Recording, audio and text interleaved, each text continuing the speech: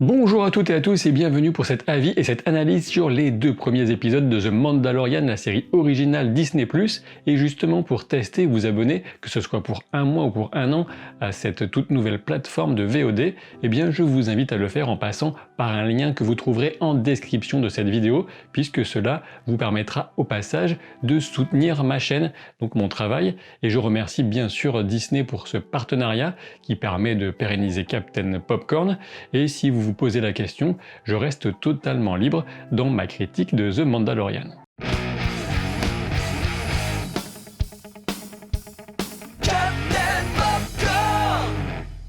Et sachez également que pour préparer cette vidéo, je n'ai regardé que les deux premiers épisodes dont je vous parle ici pour éviter de vous spoiler par accident. Ces deux premiers épisodes nous plongent directement dans une ambiance western spatiale qui est évidemment dans les gènes de Star Wars et qu'on avait notamment ressenti dans le film Solo, très injustement boudé de mon point de vue, ma critique à son sujet étant bien sûr disponible sur la chaîne. Et pour être plus précis, on pourrait même parler d'une ambiance à la Sergio Leone, puisque le protagoniste principal incarne parfaitement l'archétype du anti-héros du western spaghetti.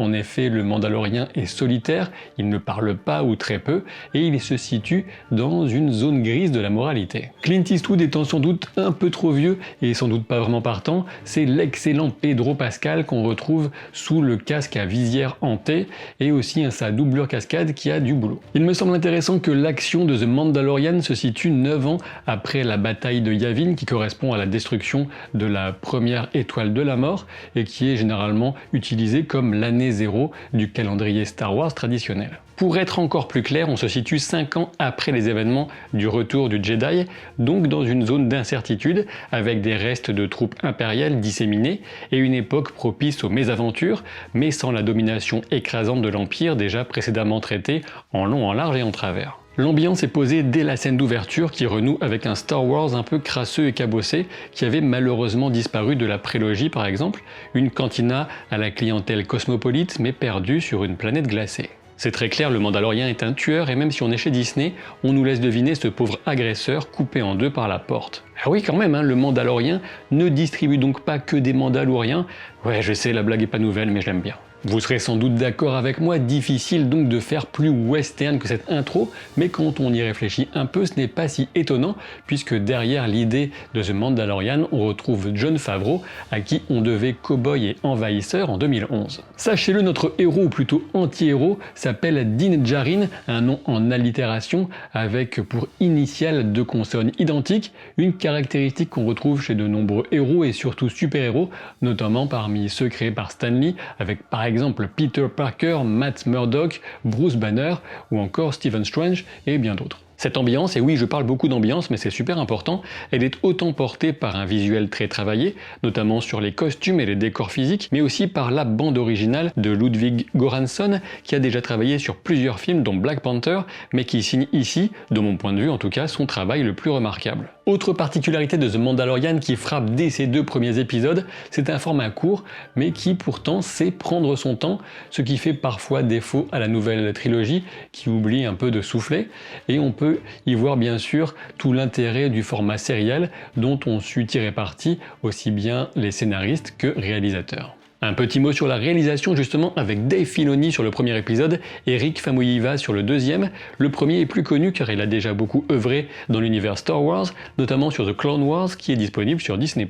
Revenons à l'idée globale de la série qui de base fait l'excellent choix de s'appuyer sur la fascination pour le personnage de Boba Fett, même si le célèbre chasseur de primes n'est pas un Mandalorien, c'est toujours lui qui les a représentés visuellement pour le public avec son armure mandalorienne. Et il me paraît très judicieux de se saisir de cette image pour ensuite commencer à développer la société des Mandaloriens, leur rite qu'on effleure dans le premier épisode, avec ce passage chez le personnage de l'armurière, avec le précieux Beskar, ce métal dont seuls les Mandaloriens détiennent le secret de la forge et qui est réputé capable de résister à un sabre laser. Et dans cette scène, si vous avez été attentif, vous vous souviendrez qu'on lui a demandé, que l'armurière lui a demandé s'il avait déjà son signet. On ne sait pas exactement à quoi ça correspond, mais on peut supposer que ça a un rapport avec son évolution personnelle ou encore celle de son armure. En effet, tout badass qu'il soit, le héros semble relativement débutant par rapport à la quantité de Beskar dont il dispose, apparemment uniquement son casque, avant qu'il ne reçoive une épaulière. Et on apprend en prime, même si c'est au prix d'un montage un peu cliché de souvenirs qui passe de manière trop rapide et hachée,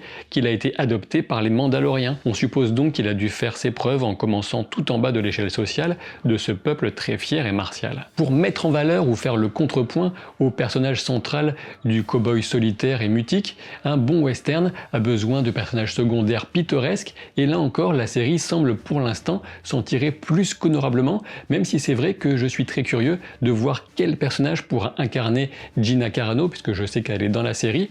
Évidemment, je sais qu'elle a eu plusieurs rôles depuis la fin de sa carrière de MMA, d'arts martiaux mixtes, mais c'est surtout dans cette carrière que je la connaissais. Initialement, je pensais même qu'elle était sous le casque de l'armurière, mais mes recherches pour préparer cette critique m'ont révélé que non. Pour le moment, on a donc essentiellement Kuiil, dont la voix est celle de Nick Nolte, rien que ça.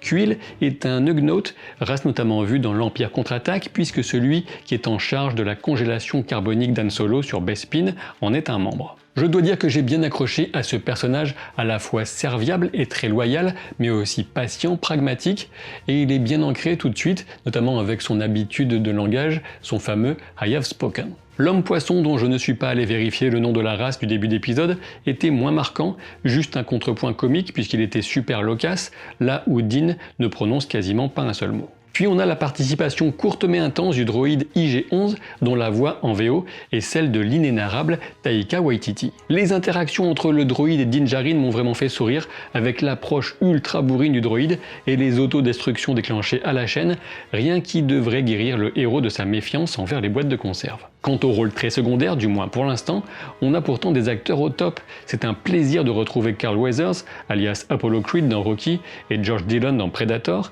Toutefois, mention spéciale pour Werner Herzog, bien angoissant dans une scène impériale. Et j'ai quand même aussi envie de souligner la grosse prise de risque pour une telle production dans le choix de ne jamais montrer le visage de l'acteur principal, Pedro Pascal, pendant ces 2 premiers épisodes. Les seuls éléments qui m'ont gêné dans le premier épisode sont liés aux effets visuels lorsque le Mandalorien et Kuiil chevauchent les blurgs.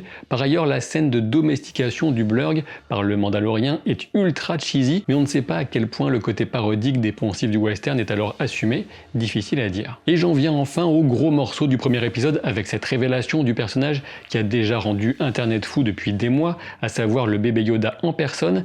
Je l'appellerai comme ça un mini Yoda ou encore bébé Yoda, mais évidemment, je sais que ce n'est pas le Yoda, qu'on soit bien d'accord. Et franchement, je dois dire que j'imagine bien le gars qui a eu cette idée à la base, c'est peut-être Jon Favreau, je n'en sais rien, et qui a balancé ça en réunion d'écriture, ça devait être assez fabuleux. Puisqu'ici, on vient directement piocher dans les fondations de Star Wars de manière ultra pertinente, avec l'alliance ultime du mythique et du mignon. Alors je ne sais pas ce que vous en avez pensé de ce bébé Yoda, mais personnellement je trouve que c'est assez énorme, que personne n'y ait pensé avant. C'est difficile d'imaginer finalement un meilleur MacGuffin pour une histoire Star Wars. On sait que l'espèce de Yoda a toujours été laissée volontairement entourée de mystères par George Lucas, et cet enfant n'est que le 3e membre connu de cette espèce après Yoda et Yaddle, de sexe féminin, qu'on découvrait en tant que membre du Conseil Jedi dans La Menace Fantôme. Concernant maintenant les spécificités du 2e épisode, on peut dire qu'il vient vraiment compléter le premier, à tel point qu'il n'aurait pu former ensemble qu'un seul épisode plus long. On retrouve cette décision de prendre son temps, de nous montrer un personnage qui gravit lentement les échelons, tout comme il grimpe à la forteresse roulante, dans une scène qui était en même temps totalement du Star Wars, mais tellement drôle qu'elle m'a presque fait penser au Monty Python. Ce qui ressort fortement de l'épisode, c'est que Din Djarin se caractérise avant tout par sa persévérance presque surhumaine.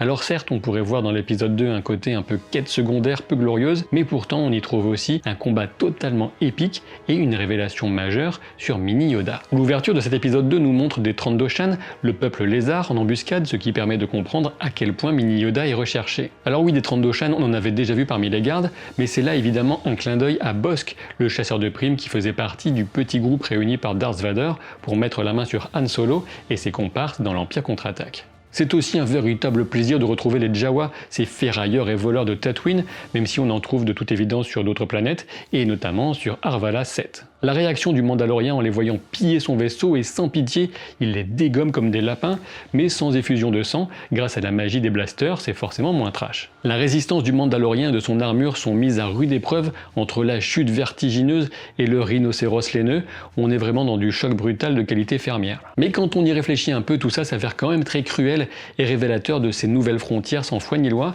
et oui, ce rhino n'est qu'une mère qui n'a rien demandé et protège sa progéniture qui finira dans le ventre de ces idiots de Jawa, on pourrait presque commencer un scénario de Bambi Rhino à partir de là. En termes de cruauté, de petits détails qui inscrivent définitivement la série dans l'univers Star Wars, on se souvient aussi, dans le premier épisode, du singe lézard kowakien qui regarde son congénère cuire à la broche. Alors certes, ce sont de petites pourritures, ces singes lézards, on se souvient de celui de Jabba, mais quand même, j'apprécie qu'une scène relativement dure de ce type soit passée sans problème. Pour revenir au rhinocéros volant, on comprend alors tout l'enjeu que représente le contrôle de la force de Mini Yoda.